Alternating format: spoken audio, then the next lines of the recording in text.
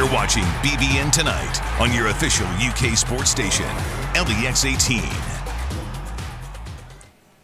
Welcome back to BBN Tonight. We continue to talk Kentucky football as the Cats prepare to return to the field this Saturday.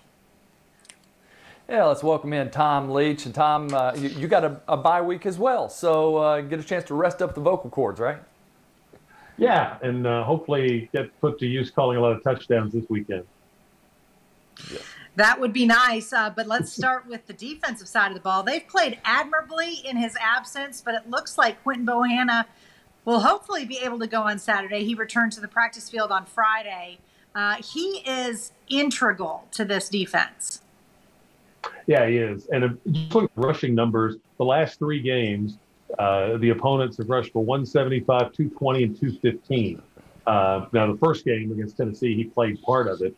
But, you look at the difference from the last three games without him, or 2.5, to the games that he was in. And it's a big difference just by that number. He gets a good push up the middle of their pass rush. He's got himself in great shape this year, so he can play a greater number of snaps. And then that makes Marquand better when he's in with a limited number of snaps. And Vandy has their freshman quarterbacks thrown for over 300 yards the last 2 weeks, and had a running back go over 115 last week. So that's big to get Quinton back in the middle of the defense. The Kentucky wide receivers, they could definitely use some help. And Akeem Hayes went back on Twitter over the weekend saying, "I can't wait to get back out there and compete with the gang." Hayes been sidelined due to a violation of team rules. The redshirt sophomore vocal on social media earlier this season about the team's lack of offense and targets for him. So good to have another receiver and another option back there for whichever quarterback is under center. Absolutely. I mean, they're looking for guys to make plays at that position, somebody to step up and seize the opportunity. So if he's worked himself back into the rotation, and I know that he had really by the game 2 weeks ago. I don't know if he got many snaps or not, but he's worked his way back, and that's sometimes you have to do that, and a lot of good success stories come out of doing that. So hopefully Akeem will be one of them.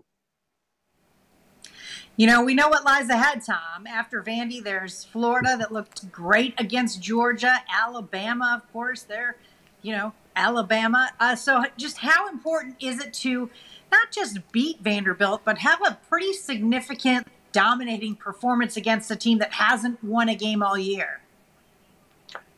Yeah, that would be great if that happens.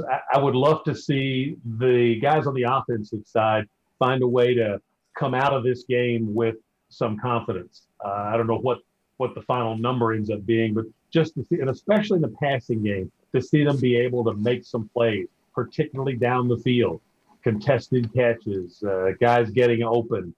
It should be easier to do some of those things against the Vandy defense than against Georgia. The defenses that Kentucky played in the first half of the season were some of the higher rated in the league for the most part. So I think just to come out of this with confidence. Little concerned, Coach Stoops at his news conference mentioned that they may have some issues in the offensive line with lingering injuries from the game against Georgia. So that position, the O-line's not as deep as it's been in most years, and that could be a little bit of a concern. Tom, thanks so much. Appreciate your time. As always, look forward to hearing the call on Saturday. See you guys next week. All right, thanks, Tom. All right, Stick around. You're watching BBN BBN Tonight.